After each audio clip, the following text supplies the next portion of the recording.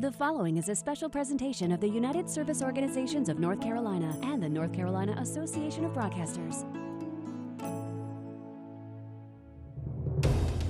Between 1955 and 1975, North Carolina sent 216,000 of its young men and women to Vietnam, halfway around the world, to serve their country in time of war.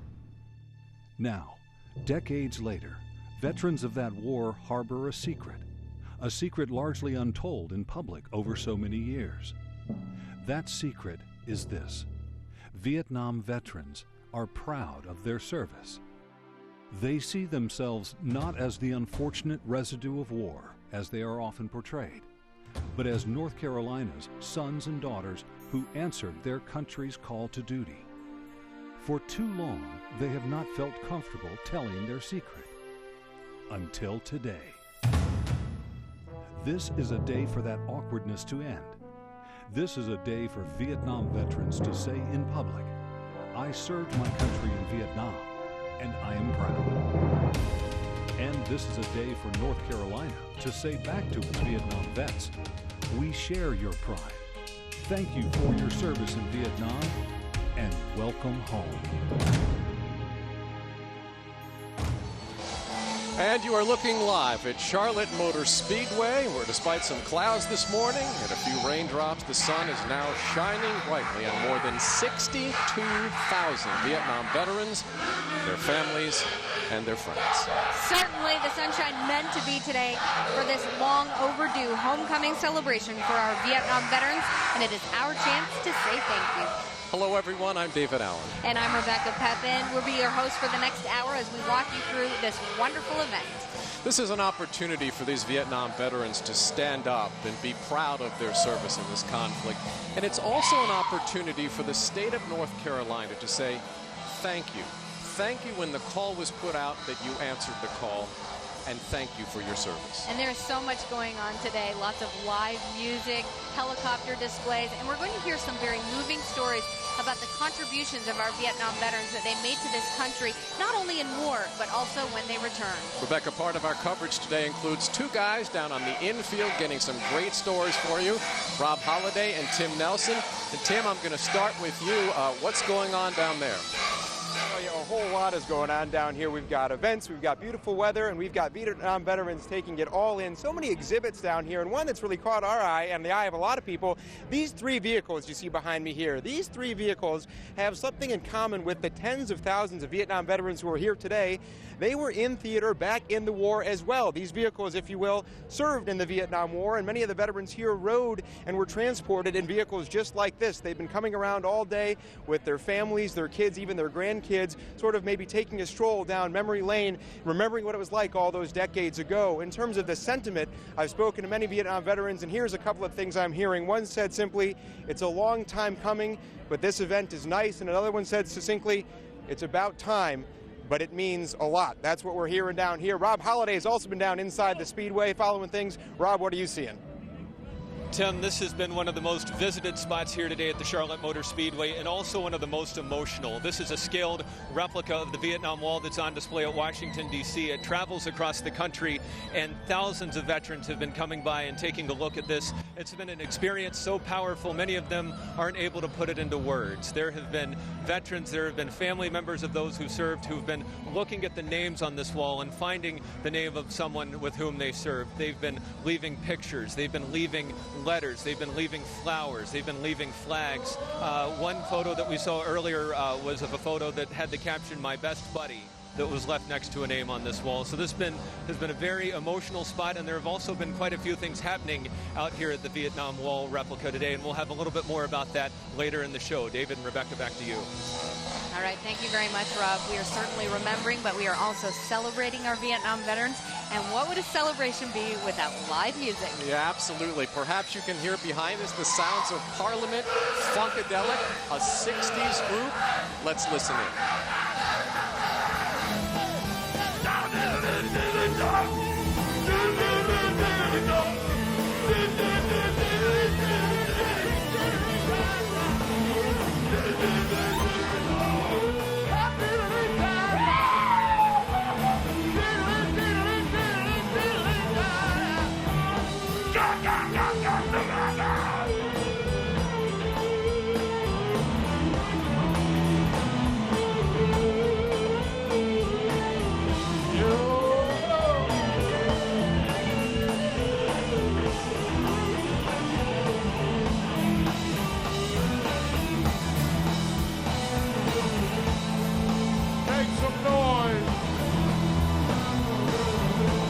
some noise, Charlotte.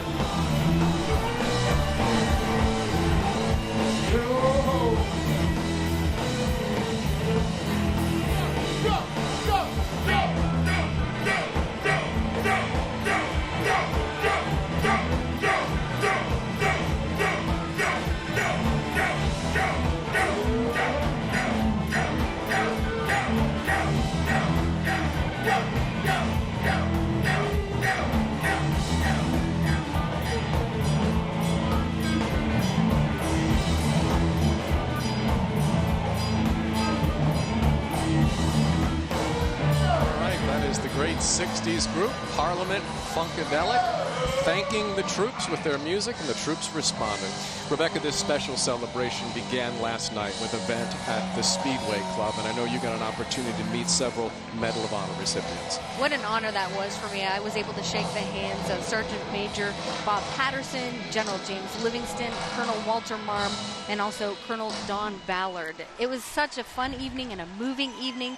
The Oak Ridge Boys performed, and we had a special performance by Rocky Lynn. He sang his song written especially for Vietnam veterans. This was a great opportunity for the guys to mingle and tell stories and to just shake hands and remember, reflect, and look back on the experiences they've had and also meet new friends. They also talked again about that theme of being proud of their service, and that was a big part of what we saw at that event last night. It was very moving and very special. Let's listen to Rocky Lynn. It is our pleasure to be here and an honor. We're humbled to be in this room with these heroes this evening. Thank you. I want to thank you from my heart. And there's a million others just like me who won't do the same. We're gonna thank you. Finally say the words we should have said. It's long overdue. We wanna thank you. Well, we know that we are among heroes tonight. We certainly thank the fine folks at USO for bringing us here. I want to thank the North Carolina Association of Broadcasters and everybody that's responsible for this great night. The Oak Ridge Boys are here to sing. We hope you enjoyed the show. Thank you for the welcome. We appreciate it.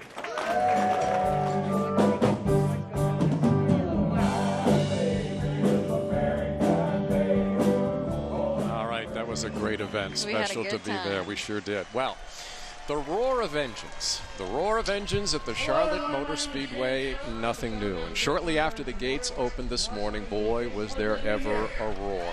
Motorcycles, the Rolling Thunder, and the Patriot Guard. We saw about 6 to 8 miles of bikers. As you mentioned, Rolling Thunder, the Patriot Guard, which was formed in 2005 to attend and provide security at the funerals of members of the U.S. Armed Forces. They also came along with American Legion Riders, the Nam Knights, the Latin American Riders, and the Buffalo Soldiers and Troopers. I talked to some of those bikers this morning, and they're telling me that these folks were 6 to 8 miles strong, and not talking about single file here, folks. There's an estimated 3,000 bikers in that crowd. That was a great event. Well, you know, this is a day to not just celebrate our Vietnam veterans, but it's also a day to reflect and remember on those who didn't make it home.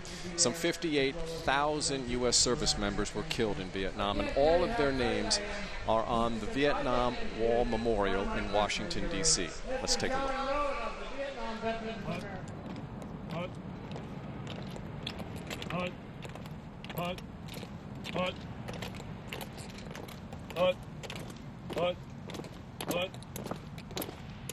Colors! Woo!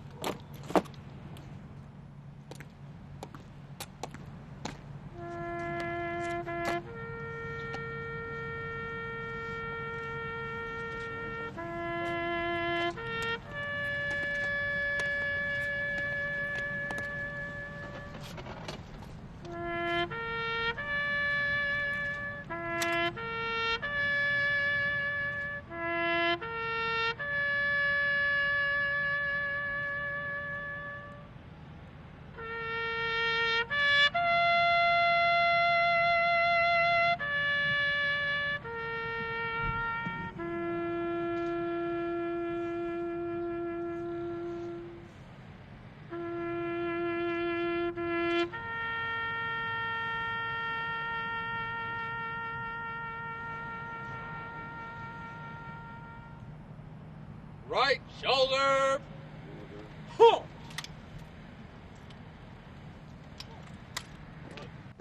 Put. Put. Put. Put. Put.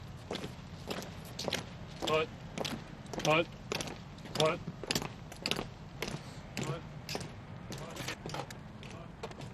Incredibly moving ceremony there in Washington, D.C., and it is an honor now for us to be joined by Colonel Joe Marm here at the Charlotte Motor Speedway. Colonel, thank you so much for joining us. Thank you. It's an honor to be here. What was that moment like for you in Washington?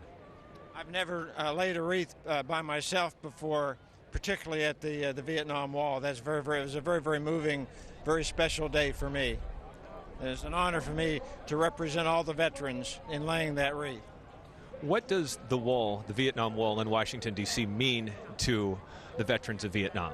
It's a very, very special place where our buddies, our soldiers that we served with, are represent us, but they were killed in action. There, but for the grace of God, so go I. So we're very fortunate to be. So God had other plans and other reasons for us to hang around a little bit longer, but 58,000 plus is a lot of soldiers, sailors, airmen, Marine, and Coast Guardsmen to be on the wall, and that's many of the men that I served with are on that wall.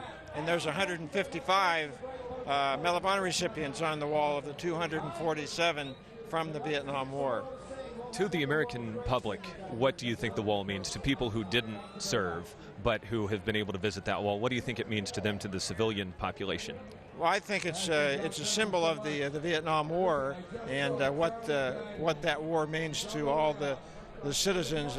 We're free because of the soldiers, or all the servicemen and women that served there to maintain and keep our freedom. I would imagine there's sort of a healing power to be a Vietnam veteran and go to that wall and visit it. What is that like as a veteran to see it, especially for the first time? Well, many of them can't make it to Washington, D.C. They have the moving wall, which there are many moving walls that go around the 50 states to help the soldiers heal, to let them see the names of their buddies that were killed in action by their sides in many cases. The Charlotte Motor Speedway today filled with veterans, filled with people saying thank you. What does this day mean to you? Well, it's just a very special day for me too, to be here among the men and women that I served with on my 2 tours in Vietnam in '65 and then again in '69. So it's a very special day to be among veterans. Colonel Marm, thank you so much for joining us, and thank you for your service. God bless you. Wow, special moment. That was wonderful. Thank you so much, Rob, for that, and Colonel Walter Joseph Marm. Yeah. True hero. Absolutely. You saw that Rob was standing in front of the moving wall. The moving wall is about 300 feet long, and it's about half scale of the wall in Washington, D.C. And this is, as Colonel Marm had mentioned, a wonderful opportunity for folks who can't get to D.C. to be able to go put their hands on it. Apparently a very cathartic experience. You saw people doing that down there, and you know, the wall is a very spiritual place. It's a place of reflection and a place of remembrance.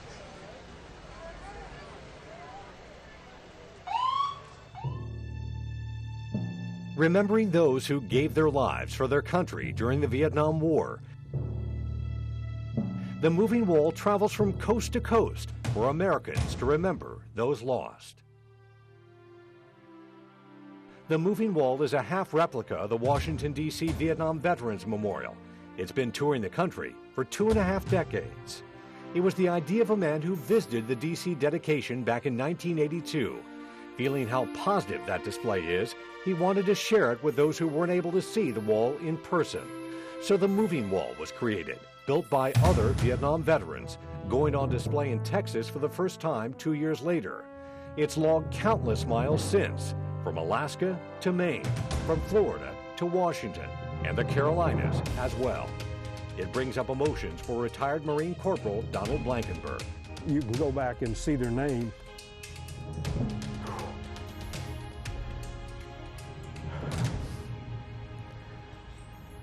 You just remember how they died you just get to remember them. Colonel Blankenberg is part of a VFW group in the Charlotte area. They're bringing the wall to the area in June. Retired Army Sergeant William R. Dixon lobbied to bring the moving wall here as well. It's just almost as touching as the one in Washington. He knows what the wall represents. It opens wounds, but it closes wounds, because I think there's no other way you can recognize the Vietnam veterans, the ones that did not make it home, that paid this supreme sacrifice.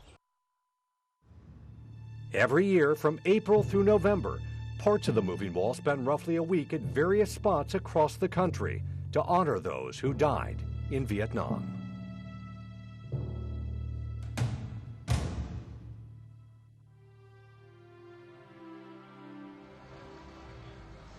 So many names that will not be forgotten. You can see folks out there doing the pencil rubbings, leaving mementos, just a way of saying thanks. Some folks who didn't even serve perhaps didn't know anyone who served. This is our opportunity to let our Vietnam veterans know we are grateful for everything they did. And as Colonel Marm said, by God's grace. I'm sure it's a very absolutely powerful place to visit and read the names. I know I visited in Washington, D.C., and it's just so much to take in. But there it is. It's for everyone here to see. Well, North Carolina sent 216,000 of its men and women to Vietnam, and no military base in North Carolina sent more troops than Fort Bragg. That's right, and that's where we're going to take you now for a very special homecoming celebration for heroes held there last summer. That all this pageantry has come to Hay Street is itself a story of redemption. The soldiers in digital camouflage and sand-colored trucks see a much different place than did those who wore deep green. I was walking with this group and I thought, my gosh, if they only knew the real truth. Tom Donkey joined this parade on Hay Street, a street lined with signs of thank yous. When he deployed from Fort Bragg in 1967 to Vietnam, the street was lined with diversions for those, like him, who had a thankless job. There were pool halls and hotels and bar fights, and we weren't well received in this town back in those days, as I recall. Those seedy days earned Fayetteville the nickname Vietnam. But now Hay Street is rowdy with marching bands and raucous with a chorus of gratitude for you, the Vietnam veteran. All these years later, he's back on Hay Street, in a city giving him and his comrades a hero's homecoming.